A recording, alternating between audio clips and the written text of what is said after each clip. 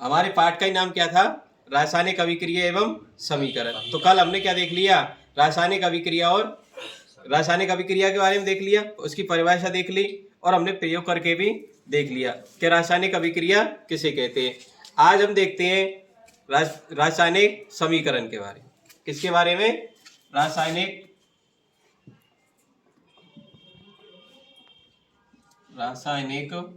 समीकरण।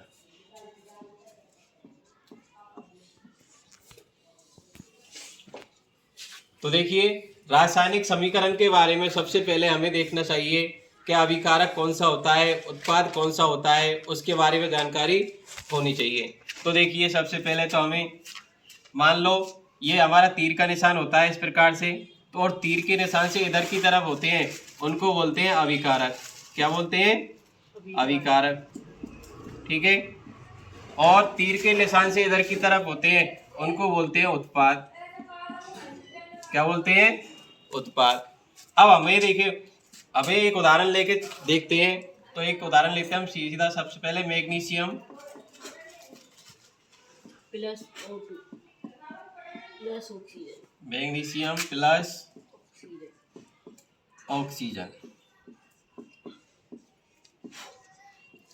और मैग्नीशियम और ऑक्सीजन मिलकर बनाएगा मैग्नीशियम ऑक्साइड। मैग्नीशियम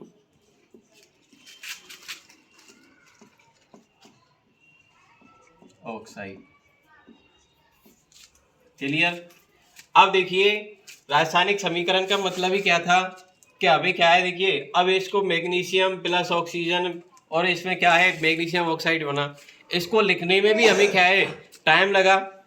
तो इसको क्या है हमने किस में लिख दिया? प्रतीक और सूत्र के रूप में लिख दिया। किसके रूप में लिख दिया? प्रतीक और सूत्र के रूप में। तो जिससे क्या है हमें लिखने में आसानी हो जाए, जल्दी हो जाए। ठीक है। वैज्ञानिकों ने क्या बना दिया? सरल बना दिया। तो देखिए, मैग्नीशियम का प्रतीक क्या होता है? Mg। ऑक्सीजन का O2 और बना क्या? MgO। तो देखिए कितनी जल्दी लिख दिया मैंने, मैग्नीशियम ऑक्साइड। तो हमें परिभाषा कैसे देनी है इस रासायनिक समीकरण की? तो ये तो हो गए, इधर वाले तो हो गए क्या? अभिकारक। इधर वाले तो क्या हो गए? अभिकारक। और इधर वाले हो गए क्या? उत्पाद। ठीक है। तो इसकी परिभाषा कैसे देनी है? तो वह रासायनिक अभिक्रिया। अब ये हमारी क्या है? रासायनिक अभिक्रिया ही तो है। क्या है? रासायनिक अभिक्रिया। अब रासायनिक अभिक्रिया तो देखिए, वह रासायनिक अभिक्रिया जिसमें अभिकारक, जिसमें ये हो गए हमारी क्या? अभिकारक और उत्पाद दोनों को प्रतीक और सूत्र के रूप में प्रदर्शित करना। अभिकारक और उत्पाद दोनों को प्रतीक और सूत्रों के रूप में प्रदर्शित करना या लिखना, उसे क्या कहते हैं अपन? रासायनिक समीकरण कहते हैं। बिल्कुल सीधी परिभाषा है, लिख के बता देता हूं मैं आपके लिए। तो ये तो हो जाते हमारे इधर वाले तो हो गई अभिकारक और ये हो गए इधर में उत्पाद। ठीक है। तो वह रासायनिक अभिक्रिया, वह रासायनिक अभिक्रिया, वह रासायनिक अभिक्रिया जिसमें अभिकारक और उत्पाद को प्रतीक और सूत्रों के रूप में प्रदर्शित करना क्या कहलाता है? रासायनिक समीकरण कहलाता है। बिल्कुल सीधी परिभाषा है, रट लेना चाहिए एकदम। ठीक है। अब हम देखते हैं आगे कि रासायनिक समीकरण कितने प्रकार के होते हैं। तो रासायनिक समीकरण दो प्रकार के होते हैं। कितने प्रकार के? दो प्रकार के। कौन कौन से होते हैं? तो देखिए, एक तो होता है अपन का संतुलित रासायनिक समीकरण। कौन सा होता है? संतुलित रासायनिक समीकरण।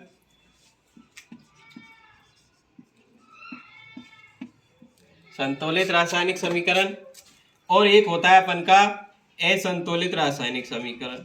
कौन सा होता है? असंतुलित रासायनिक समीकरण। रासायनिक समीकरण। अब हम देखते हैं कि संतुलित रासायनिक समीकरण किसे कहते हैं। तो देखिए, सबसे पहले हम देखते हैं, इसको साफ कर देते हैं, संतुलित रासायनिक समीकरण किसे कहते हैं।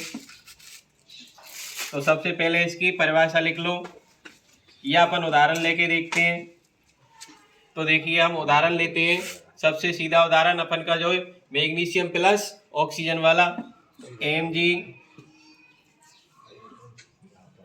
Mg प्लस O2 क्या बनेगा? MgO, magnesium oxide. ठीक है। अब इसमें हमें देखिए, संतुलित का मतलब ही क्या होता है?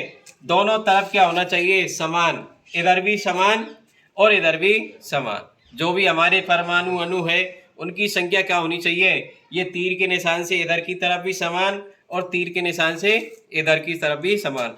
इधर तीर के निशान से इधर वाले को तो बोलते हैं अभिकारक और इधर वाले को बोलते हैं उत्पाद। तो इसकी परिभाषा कैसे देंगे? वह रासायनिक समीकरण जिसमें अभिकारक और उत्पाद प्रत्येक में परमाणुओं की संख्या क्या हो? समान हो। क्या हो? समान हो। उसे क्या कहते हैं? संतुलित रासायनिक समीकरण कहते हैं। ठीक है। अब इसमें देखते हैं आप उदाहरण में कि इसमें परमाणुओं की संख्या समान है या नहीं है। तो हम देखते हैं, इधर में मैग्नीशियम कितना है? 1। इधर भी कितना है? मैग्नीशियम 1। इधर ऑक्सीजन कितना है? 2। और इधर में ऑक्सीजन कितना है? 1। तो ये कैसा है? असंतुलित है। कैसा समीकरण है? असंतुलित। तो इसको संतुलित करने के लिए अपन क्या करते हैं? तो देखिए, इसको संतुलित करने के लिए हम, इधर ऑक्सीजन है तो अपन यहाँ पर नहीं लगा सकते 2, ना इधर लगा सकते, इसके पीछे। कहाँ लगाएंगे? जो सूत्र होता है उसी के आगे लगाते हैं। तो कहाँ पर लगाएंगे? यहाँ पर। अब हमने यहाँ पर 2 लगा दिया तो ऑक्सीजन की संख्या भी कितनी हो गई? 2 हो गई। कितनी हो गई? 2। अब ऑक्सीजन की संख्या 2 हो गई, लेकिन मैग्नीशियम की संख्या इधर क्या हो गई? 2। और इधर कितनी है मैग्नीशियम की संख्या? 1। तो इसको भी 2 करने के लिए अपन क्या करेंगे? इधर भी मैग्नीशियम को 2 से गुना कर देंगे। अब क्या हो गया? हमारा ये समीकरण संतुलित हो गया। तो ये हमारा क्या है? संतुलित रासायनिक समीकरण। इसकी परिभाषा देखिए, वह रासायनिक समीकरण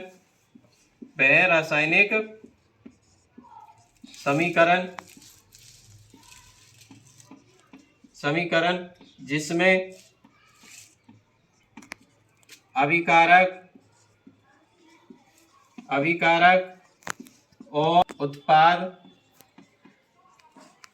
दोनों में परमाणु की संख्या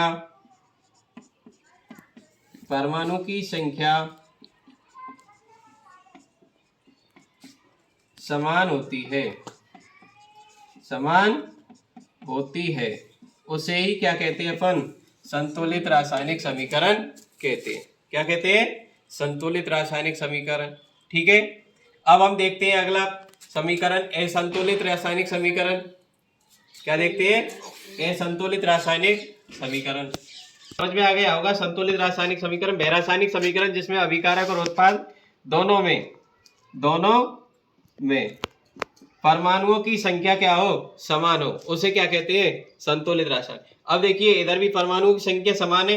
मैग्नीशियम की संख्या इधर कितनी है? 2। और इधर भी कितनी है? मैग्नीशियम की 2। ऑक्सीजन की इधर कितनी है? 2। और इधर भी ऑक्सीजन की कितनी होगी संख्या? 2 हो गई। तो हमारे देखिए, उत्पाद और इधर क्या हो गई? अभिकारक। दोनों में परमाणुओं की संख्या क्या हो गई? समान हो गई। क्लियर? समझ में आ गया होगा अच्छे से। अब हम देखते हैं असंतुलित रासायनिक समीकरण। कौन सा? दूसरा वाला है अपन का असंतुलित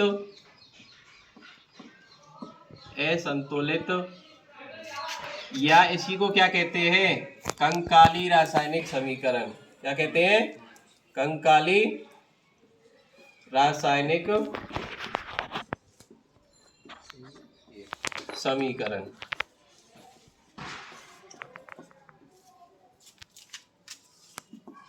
तो देखिए, कभी कभी इसको देखिए संतुलित ना असंतुलित ना कह करके कैसे पूछ लेता है कंकाली रासायनिक समीकरण, और हमें याद होता है अच्छे से, फिर भी अपन क्या करते हैं, अरे यार ये खासे आ गया। तो देखिए इसका ही नाम क्या है, कंकाली रासायनिक समीकरण है।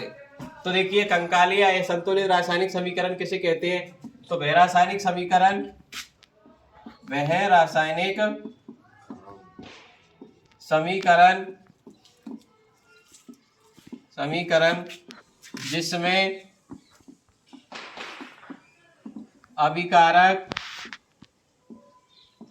अभिकारक और उत्पाद दोनों में परमाणुओं की संख्या समान नहीं होती है, उसे क्या कहते हैं, कंकाली या असंतुलित रासायनिक समीकरण कहते हैं। तो वह रासायनिक समीकरण जिसमें अभिकारक और उत्पाद दोनों में क्या हो, परमाणुओं की संख्या क्या नहीं हो, समान नहीं हो। तो देखिए उदाहरण, जैसे तो हम उदाहरण देखिए, तो उदाहरण वही चलेगा अपन का Mg मैग्नीशियम प्लस ऑक्सीजन, और क्या बन रहा है इधर में MgO। अब इसको हम चेक करके देखते हैं कि ये संतुलित है या असंतुलित है।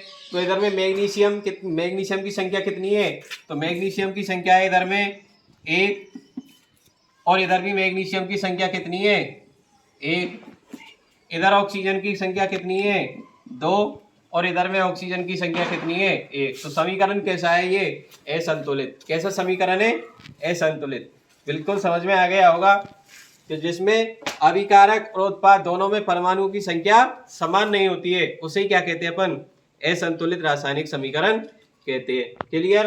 तो हमारे देखिए रासायनिक समीकरण किसे कहते हैं, संतुलित असंतुलित। अब हम एक देखते हैं, इसके बाद अगली हेडिंग आती है अपन की द्रव्यमान संरक्षण का नियम। इसका द्रव्यमान संरक्षण का नियम। तो द्रव्यमान संरक्षण का नियम किसे कहते हैं, तो वह रासायनिक अभिक्रिया जिसके अभिकारक और उत्पाद दोनों में क्या हो, द्रव्यमान की संख्या समान होती है, या वह रासायनिक अभिक्रिया जिसमें अभिकारक और उत्पाद में द्रव्यमान का न तो निर्माण होता है और न ही विनाश होता है, उसे क्या कहते हैं, द्रव्यमान संरक्षण का अभिकारक का कुल द्रव्यमान उत्पाद के कुल द्रव्यमान के बराबर होता है, उसे क्या कहते हैं अपन, द्रव्यमान संरक्षण का नियम कहते हैं। जैसे मान लो इधर में है हमारा अभिकारक और इधर में है हमारा ये उत्पाद। तो द्रव्यमान संरक्षण का नियम वह रासायनिक अभिक्रिया जिसमें अभिकारक और उत्पाद किसी में ना तो द्रव्यमान का निर्माण होता है और न ही विनाश होता है, बल्कि उत्पाद का कुल द्रव्यमान